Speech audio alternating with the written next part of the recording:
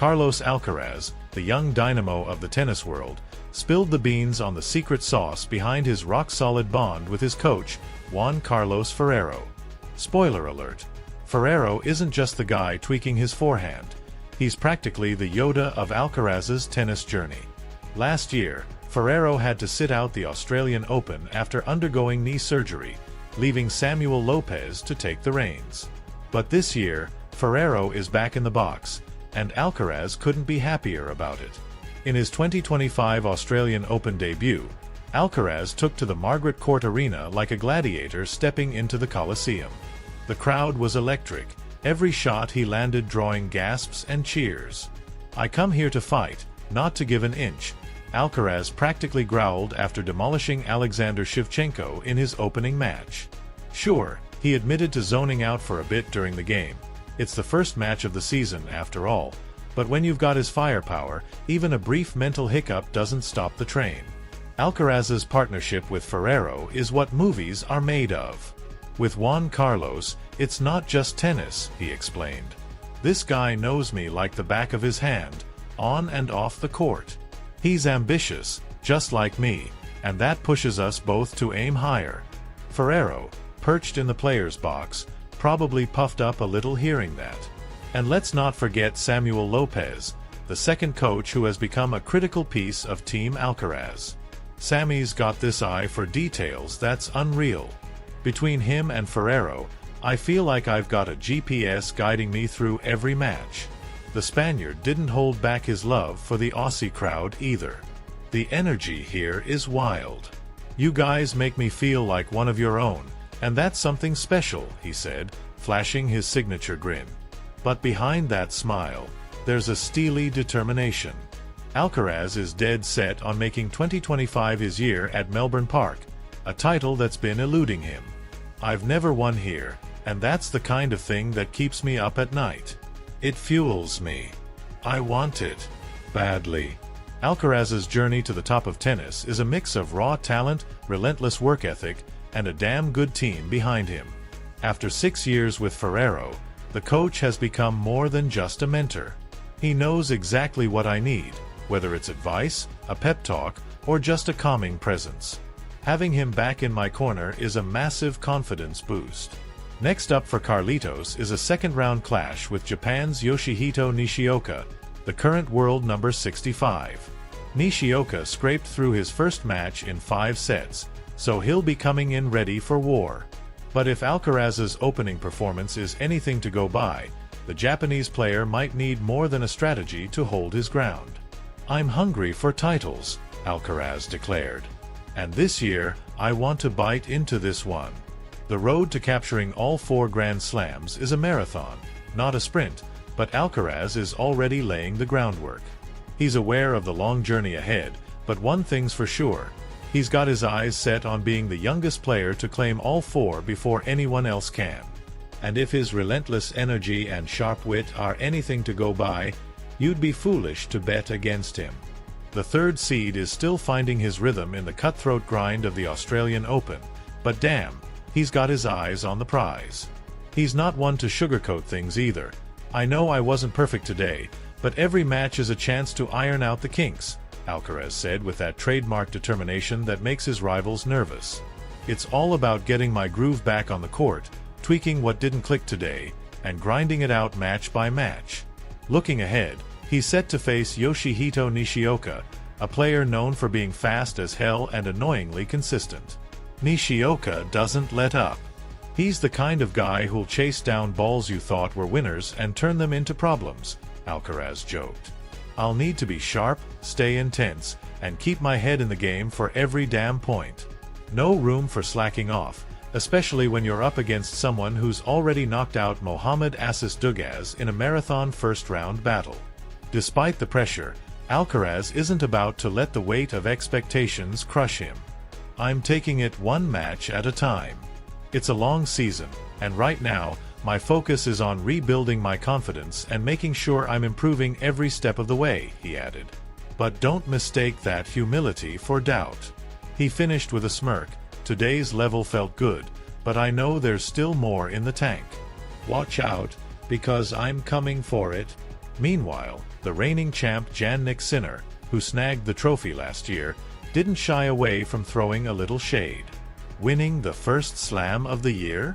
It's no walk in the park, Sinner said, probably thinking back to his own grueling journey in Melbourne.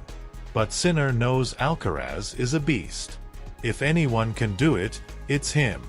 But damn, he's got a mountain to climb. For Alcaraz, though, that mountain is just another chance to make history. At just 21 years old, he's on the brink of becoming the youngest player to bag all 4 Grand Slam titles. That's a record that only a handful of legends can claim, and it's dangling there like the juiciest carrot.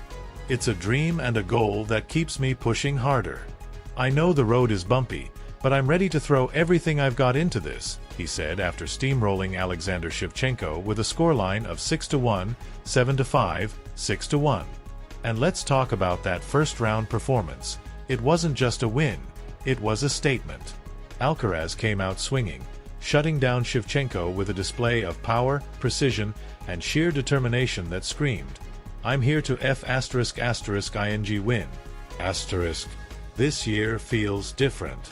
There's an air of destiny around Alcaraz as he hunts for the one Grand Slam title that's eluded him so far. If he pulls it off, he'll not only cement his place in tennis history but also silence any remaining critics who dare to doubt him.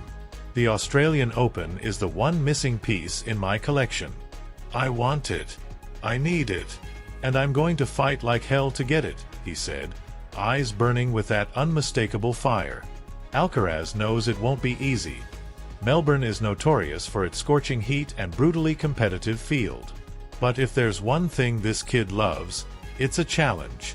With his relentless drive, killer instincts, and a touch of that Spanish swagger, it's hard to imagine anyone stopping him. The next chapter in his quest unfolds on Wednesday, and all eyes are on Melbourne Park. Buckle up, it's going to be one hell of a ride. Carlos Alcaraz knows he's running out of time to snatch that historic milestone, but the 2025 edition of the Australian Open is still within his grasp. And let's be real, this dude thrives under pressure. His rivals know it too.